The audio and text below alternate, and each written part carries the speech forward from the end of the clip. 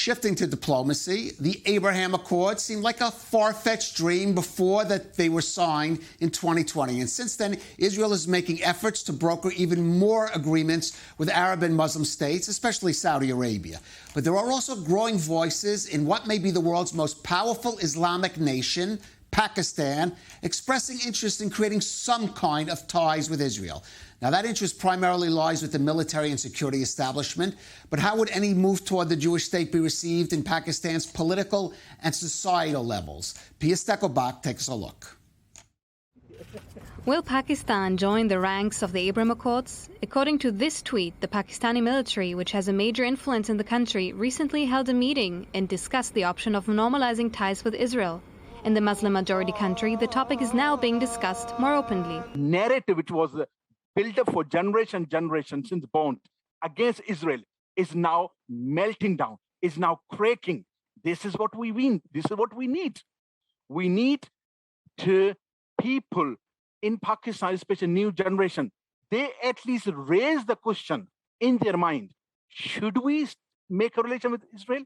Pakistan and Israel have no formal diplomatic ties, but have coordinated security issues on several occasions before, for example, via the embassies in Ankara. Now, people want, the military establishment want these relations come forward in front because of after the Abraham Accords.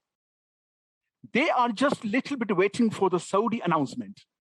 Soon Saudi Arabia announces, Pakistan doesn't have then another choice except to use the Saudi Arabia's card, and they can start making relations. Israeli Foreign Minister Yair Lapid confirmed on Monday that Israel, the United States and Gulf nations are working on a normalization agreement between Israel and Saudi Arabia as an extension of the Abraham Accords. Noor Dahri says that political meetings between Pakistan and ally countries like Saudi Arabia and the United Arab Emirates on the topic of normalization with Israel have already begun. In May, for the first time, a Pakistani Jew visited Israel openly on a Pakistani passport, together with an American-Pakistani delegation.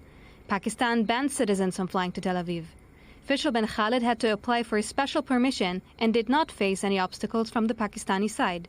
His trip raised his hopes for a future normalization of ties between the two countries. Anti-Semitism was not part of the Pakistani society genetics.